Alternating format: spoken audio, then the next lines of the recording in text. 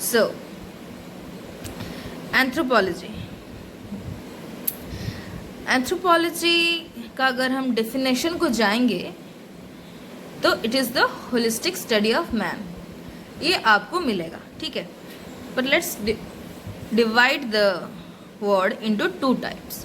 आपको एक चीज़ याद रखना है, आप कोई भी कॉन्सेप्ट सीखें आपको उसके वर्ड पे ध्यान देना है, and you have to break that words. आपको लर्न कुछ नहीं करना है, आपको रट्टा नहीं मारना है, ठीक है। आपको जानना है दैट वर्ड, कोई भी वर्ड, तभी आपको बहुत टाइम तक वो याद रहेगा, ठीक है। तो let's break the word anthropology. If you break the word anthropology, it will be anthropo and logy. There is two words, logy and anthropo.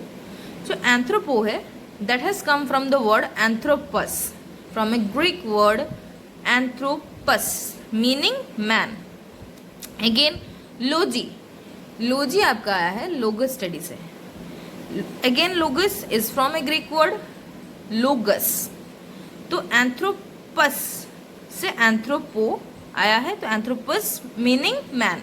Again logy logos word से आया है विच मीन्स स्टडी और science. तो अगर हम दोनों को combine कर दे, anthropos meaning man and logos means study, तो आता है क्या कि study of man is anthropology.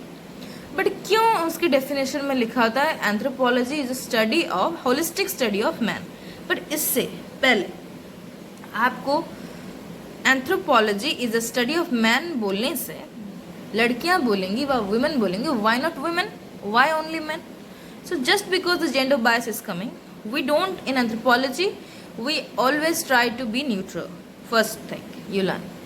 सो इसलिए हम क्या करेंगे, anthropology is the study of not man, it is the study of human being. वो रहा हमारा पहला लाइन कि एंथ्रोपोलॉजी क्या है, वो मानव विज्ञान। In Odia it is known as नृतत्व विज्ञान, नृतत्व विज्ञान। So anthropology is the study of human being. तो in human being both man women everybody will come who are human being. तो पर why it is called an holistic study of man? What is holistic? Holistic का मतलब ये है कि कोई भी फील्ड में ह्यूमन बीइंग कोई भी फील्ड में हो, कहीं भी हो, in any category we study all of them. चाहे anthropology related to old age, anthropology related to ancient time, anthropology related to society, what is the men's part or the human being's part in culture, role in culture, what is the role of human being in photography, what is the role of human being in study, what is the role of human being in adolescence. जहाँ जहाँ wherever in any field wherever there is human being there is anthropology. उस इसी का ही मतलब है holistic। जैसे कि आप अगर देखें कि sociology it will study a particular aspect of human being, again with respect to society, more with respect to contemporary society, वो एक पार्ट को स्टडी करता है, more focus on that. अगर हम साइकोलॉजी की बात करें तो that will study more about what is mind और मेंटल प्रोसेसेस से रिलेटेड है साइकोलॉजी। बट अगर हम एंथ्रोपोलॉजी की बात करें, इन सारी चीज़ों को अगर आप मिला देंगे that is anthropology. But again the central figure is human being.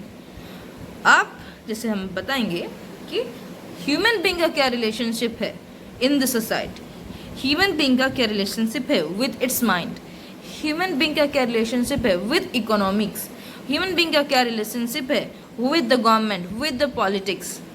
Okay, we are not studying individual. Anthropology always deals with the group.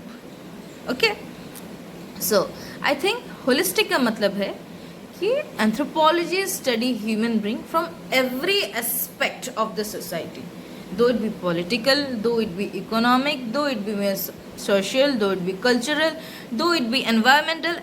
जहाँ जहाँ ह्यूमन बींग है उसका रिलेशनशिप किस किस के साथ क्या है। Okay, so that is holistic study of human being. So अगर हम एक फुल डेफिनेशन को देखें, आपको मिलेगा कि anthropology is the holistic study of human being in time and space. So यहाँ पे क्वेश्चन उठता है, what is time and what is space. क्योंकि आपको पता चला एंथ्रोपोलॉजी क्या है. Again, it's a anthropos meaning man and logos means study. The study of man, ठीक है. But now we are talking again gender comes, so we talk about it is the study of human being. But again, anthropology is a holistic. Holistic means it studies human being in all aspect making, but the central figure again is man. Okay, then it is study of human being. Okay, then in time and space, what is the meaning of time and space? If you say time, here time means काल, जैसे बोलते हैं काल, मतलब what human being was there, which type of human being, or what the study of human being in the past, how it is in the contemporary times, and what will be the future of human being. Here time means both past, present and future. Okay, that is time. Again, you understood what is time? Now what is space? Okay, space means geographical space. Space, distance, means what kind of variation we see, what type of variations we see in different parts of the world. That is geographical space. Okay, geographical space मतलब हर जगह में किस किस किस्म के लोग मिलते हैं. The variation we see in different culture, the variation we see in human being in different geographical location.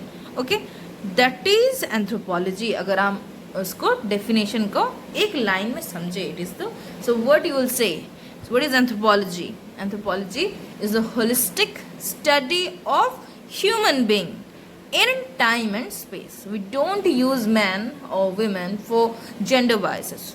We always remain in neutrality. Okay, so for today I think you all learn what is anthropology. Okay, it means what? Repeat with me.